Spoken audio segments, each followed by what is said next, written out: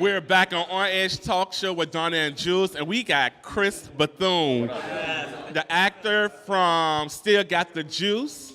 And Chris, we wanted to talk to you about how you get this role, where did you go to get cast from, and all that good stuff, and how did you get started in acting? So give it to us. All right, so what I did was I had sent the email because I seen the posting online on Facebook, looking for actors for Still Got the Juice.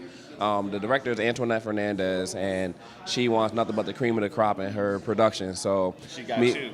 So but it was hard for me. I'm not gonna lie. Because she demands a lot. So when we go and we audition, she wants to see us become that character. She wants to see you live, sleep, eat, breathe that character. And not only that, she wants to see how you're growing as an artist. Because a lot of times people think that being an actor is easy, and it's not. You don't just wake up one day and say, "Oh, look, I'm Johnny Depp," or I'm this great actor. No, you gotta put in the time, energy, and effort to become the vision of what that character embodies. Was acting something you always wanted to do? Is it something you were doing before you got casted? Yes.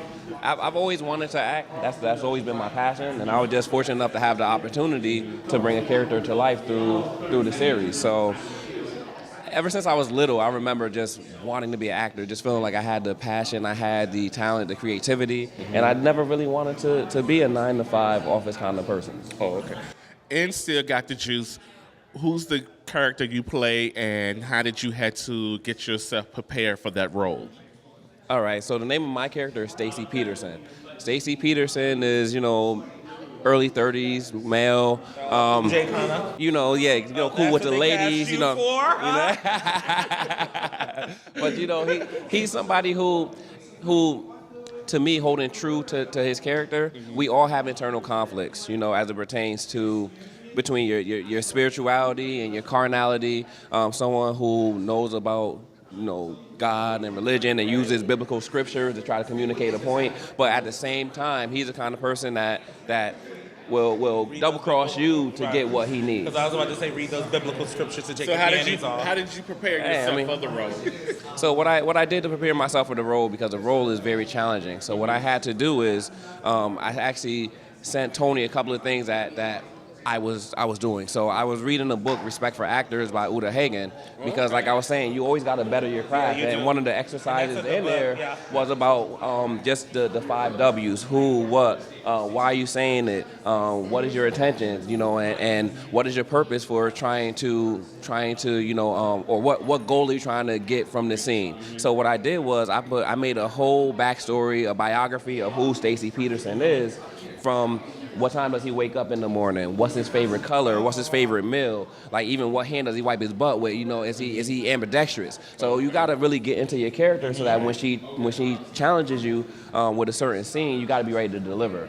That's nice. Since this is the Hip Hop Film Festival, what hip hop element do you feel like Tony is trying to bring to the play? And because you're from New Haven, so it's usually when people look at hip hop, we look at Bronx, Queens, Brooklyn, the birthplace of hip hop, New York City. What does New Haven hip hop scene? What is New Haven's hip hop scene like, and what did you borrow from that to bring to your character? Man, we have a lot of hip hop in New Haven, and sometimes people forget that even people like Special Ed was in New Haven. So before people came, I'm your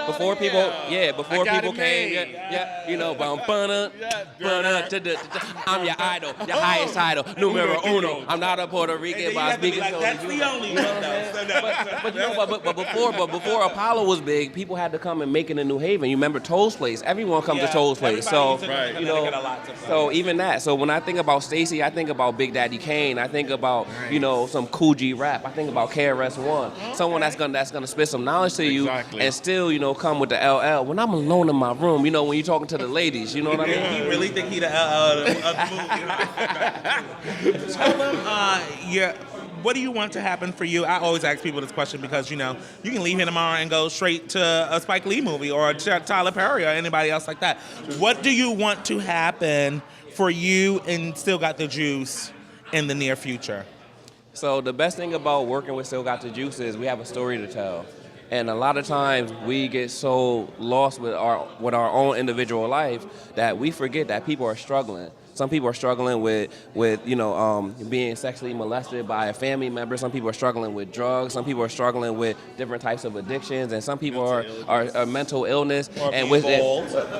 I mean, that's a struggle. I would love, it's a struggle, you know. It's a struggle. It's why I know. But you know, You got the head for it. You got the head for it, so we good. you know, we all can't have hair, you know what I'm saying? Like, it's like, this is my cross to bear, you know? So, but with the story, it still got the juice. It's gonna touch everybody, because even from interracial marriages and relationships, it's something for everybody. And right now, our youth needs it. Oh, that's Yes, what's up. and you know what I like during the thank you. I like during the scene where you guys were saying that he just came home from jail, and you were being very mean. I was ready to get up on stage and kind of fight you.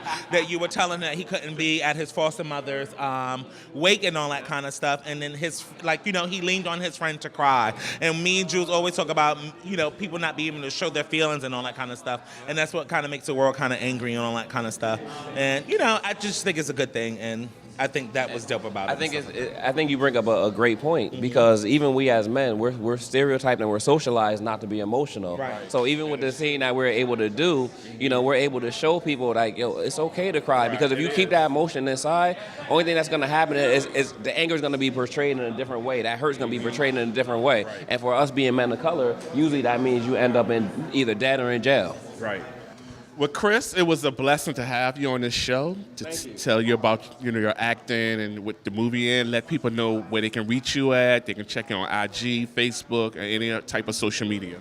First of all, I got to plug Still Got the Juice. So, you got to go on Facebook, follow Tony Internet Fernandez on Instagram. You can follow me on Instagram at Mr_Bethune, and just follow us. And there you have it. Still got the juice.